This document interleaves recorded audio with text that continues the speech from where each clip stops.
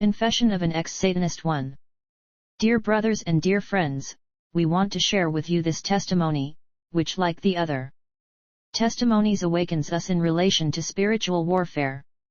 It is the story of the young Felicien MULOPWE who, at the age of 13, voluntarily involved himself in witchcraft after watching demonstrations of a magician in their college.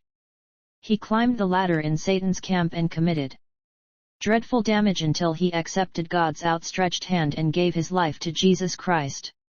This testimony opens our eyes more on the works of the world of darkness in general, and on the submarine world in particular.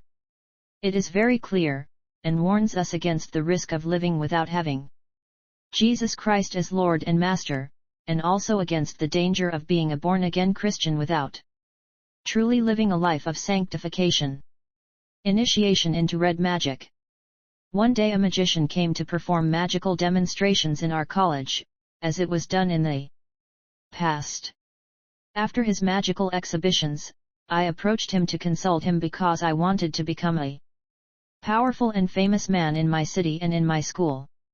The latter gave me the addresses of great masters of Europe so that I could get in touch with them. Then he made incisions on my body so that I could become powerful. After that, I wrote to one of those addresses, to a great master residing in France. I told him that I wanted to become famous in my city and powerful in my school, and also to attract girls of my generation. A few days later this master replied to my letter. He advised me to burn francs banknotes and my purchase order and throw them in the toilet. In fact, I had ordered a magic chain of power. After having done what I was instructed, it took no time for the answer to come back through the same postal means, through the toilets. The answer to this mystic master recommended me to go naked to the cemetery at night. Before I left for the Montmorency local cemetery, at midnight I had to recite some magical prayers to disperse passers-by of my path, and also that neither my parents nor my family would know about it. Animated by a satanic courage, I went to the cemetery that night. My master's instructions stipulated that I had to keep all this secret, and my departure to the cemetery was obligatory. The refusal to go was punishable by death or madness. I had to keep cool and not panic or scream if I saw something strange. After doing my magical prayers, I opened my eyes. What I saw frightened me, but I had to be calm and not panic. So, I was surprised to find out that I had before me a large snake coming out of one of the graves of the cemetery. It had the size of an anaconda. It stood and began to growl in order to frighten me, but I kept my calm because I was determined to have power and notoriety. It was not an ordinary snake but a demon. The snake tried to scare me but to no avail. Seeing that he had not made me flee, he opened his huge mouth in which was a bright and brilliant chain. Then, I heard a voice that commanded me to insert my hand inside the jaws of the snake and remove the magic chain. I had no choice, otherwise I would go crazy or die, and the devil would be happy to see me die because he would have won my soul. I then removed the chain from the snake's mouth and put it around my neck as a sign of victory. But unfortunately, my victory was short-lived because I was surrounded by a group of living dead in skeletal form who were singing, "Brother James, Brother James sleep." The objective of these demons was to make me spend time at the cemetery, for the master's instructions stipulated that I had to leave the cemetery immediately after removing the chain from the mouth of the snake. So I had to leave the cemetery without wasting time, for fear of dying or running mad. And thanks to my agility, I managed to escape these demons, but they followed me, shouting, "Thief!" They chased me with sticks and stones. Others went ahead of me to block the way, but I was able to dribble them. Finally, I left the cemetery. I had just escaped death. When I got home nobody knew what had happened. Beloved, this was when I was only 13. But do not be surprised, because there are even babies coming out of their mother's womb to travel to the invisible world and practice witchcraft. The world is full of mystery. There are terrible things happening at night while people are asleep. The next day when I arrived at school, it was as if demons had preceded me and advertised me to the students at our school. My success was such that even girls in my school could not resist me. So I became famous and even my teachers loved me. While I was practicing magic, I continued to serve in my church as a choir boy in the parish of Our Lady Fatima in Dolizha. Days passed very quickly and one Sunday after Sunday Mass, the priest called me and let me know he needed to talk to me at 6 p.m. In the evening, I went to the priest's house. He opened his heart to me and made me understand that he already knew that I was going to the world of spirits in the cemeteries, although I had never spoken to him about it. He offered to introduce me to the red magic of the red dragon. He informed me about the several mysteries of magic and confided to me that his term in the city was coming to an end. Thus, he had to prepare somebody who would take over from him. He told me that a priest before the expiration of his term in a city where he works must prepare someone who will replace him and represent his magic branch. After this interview, he invited me to meet the following Wednesday at the parish so that we could get down to business. On Wednesday at 10 p.m., before arriving at the priest's place, he asked me to change and put on a cassock he had prepared for the ceremony. It was a hooded cassock. This white gown was for novices in the practice of red dragon magic. After the priest's incantations, we sat on a red carpet in front of the statue of Jesus. Then the priest asked me to close my eyes and concentrate. During this time he recited magic formulas. And while he was reciting these magical prayers, I felt like we were flying in space. Then he asked me to stand up and open my eyes. When I opened my eyes, I noticed that we were no longer in the parish but in a magical world full of beauty. It was a very well-built city with gigantic buildings, of ineffable beauty. Upon our arrival, a woman named Donna Letitia of Italian nationality came to meet us. After staring into my eyes, she began to accuse me of being a traitor, saying that I should not be introduced to the audience and that the priest should replace me with another disciple. But despite her insistence, the priest told her that I was going to change.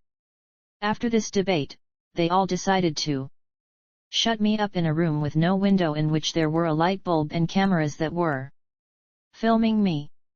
After some times, I was taken out of this room and a man was instructed to take me to the hall where there was a large meeting room. When I arrived in the conference room, I noticed that it was filled with people.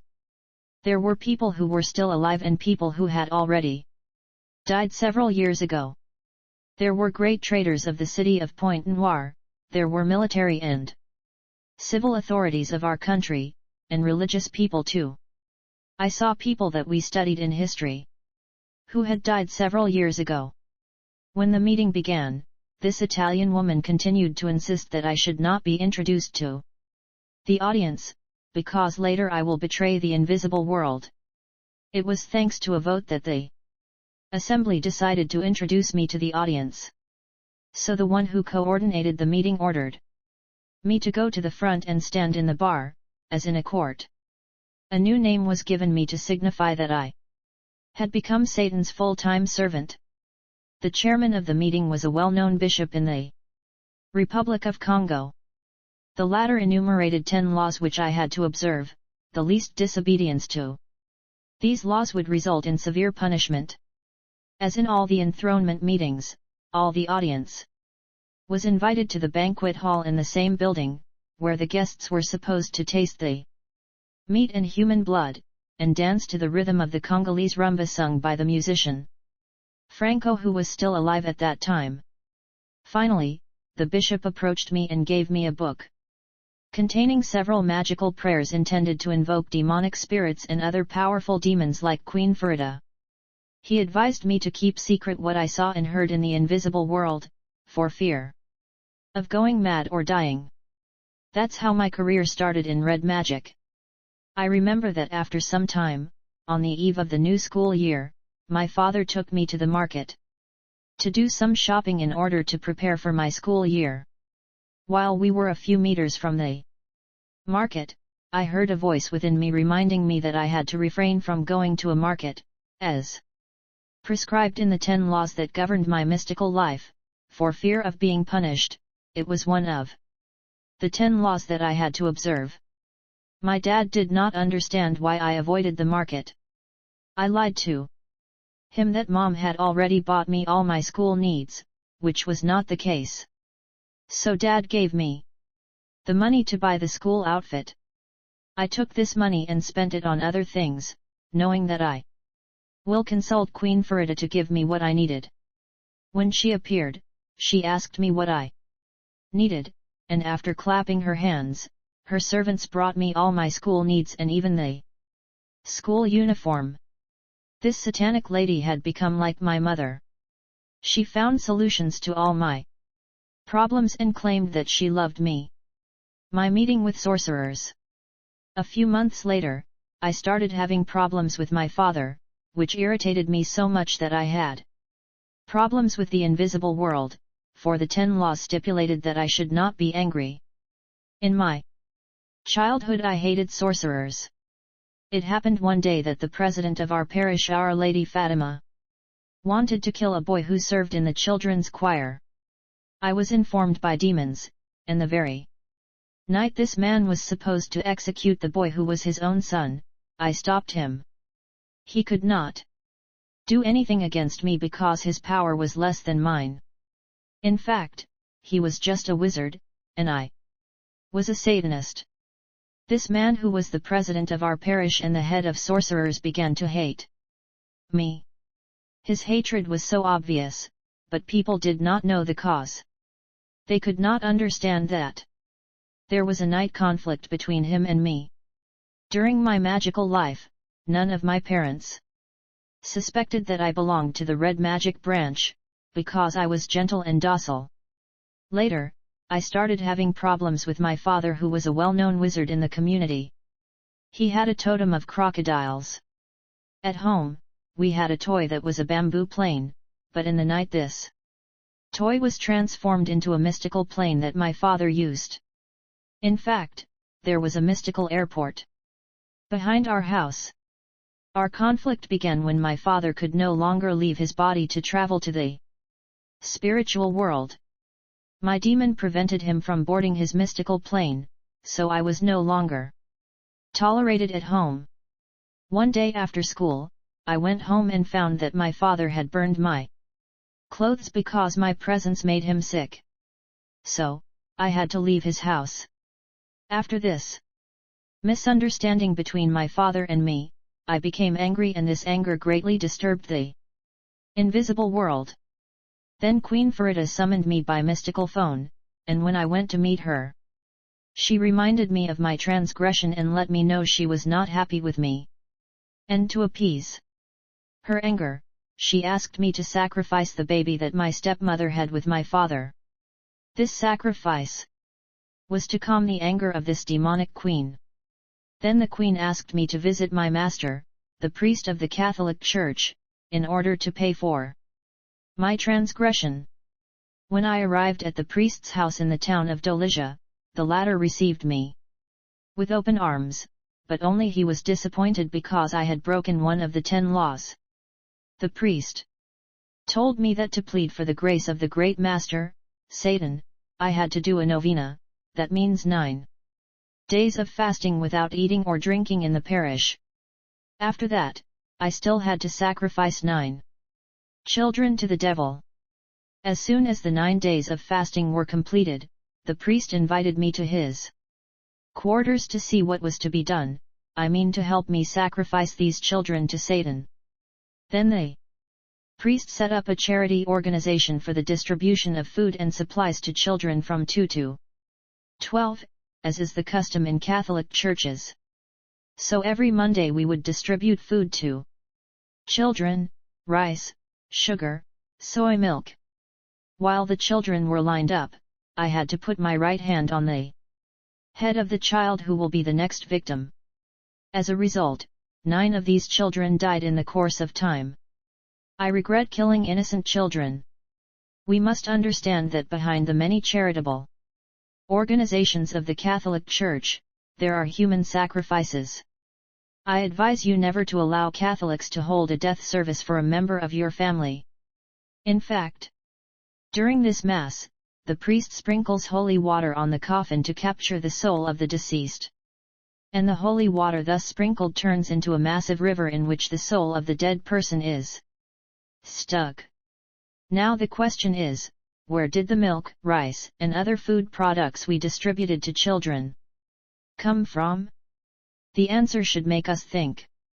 Before the distribution of food, we locked ourselves in a room that looked like a depot, and the priest made invocations to ask for everything we would distribute to the children on Monday.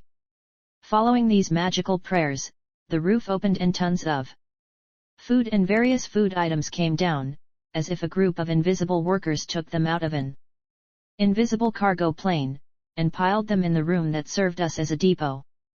So, these things came from the world of Satan, he who does not give to humans for free, therefore, sacrifices were needed in return. That's why the children died, so I managed to offer 9 souls to Queen Farida. We still see Catholic priests donating and offering things in charitable acts, but no one knows where these things come from. Catholic charity is hypocritical and dangerous, it's another facet of wickedness. You must flee from that if you cherish your life.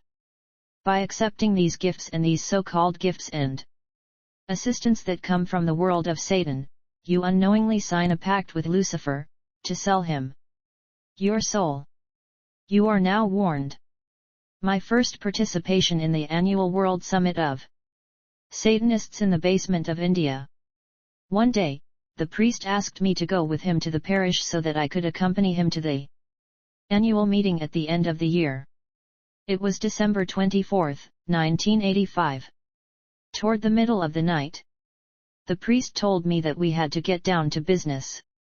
It was just after Christmas Mass at 11 p.m. Around midnight we went to the local cemetery of MULOPWE. Know that a graveyard is one of the portals to the parallel world of Satan. It was from this cemetery that we were able to travel to the basement of India to attend the annual World Summit of Satanists. The Satanic Kingdom in India is not visible to the human eye, it is a spiritual realm, it is the headquarters of the world government of Lucifer located in the basement of India. After invocations, the priest asked me to find the grave of a male corpse. Once this was done, he made a magical prayer and the person rose from his grave. And I was able to talk with him. Then, I lay down in his grave and we told him to keep my body. During my trip to India, when I laid in his coffin, my spirit came out of my body, and I landed in India to attend Satanists' World Rally. There were famous footballers, film and song stars, well-known political leaders, fallen angels, superior demons, and principalities. Newcomers like me had to be presented to the audience. And it was in this kind of gathering that major events that were to happen in the world in the upcoming year were determined. Thus, the fate of political, sporting, and commercial events was decided and determined in advance. This satanic gathering takes place every year from December 24th to 31st. The change of political regime and the results of the elections are decided in advance.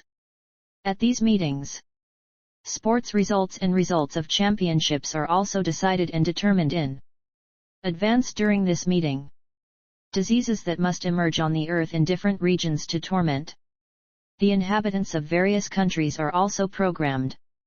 In these annual meetings, the fallen angels and principalities plan the wars and the military conflicts that they will provoke in different regions of the earth during the upcoming year.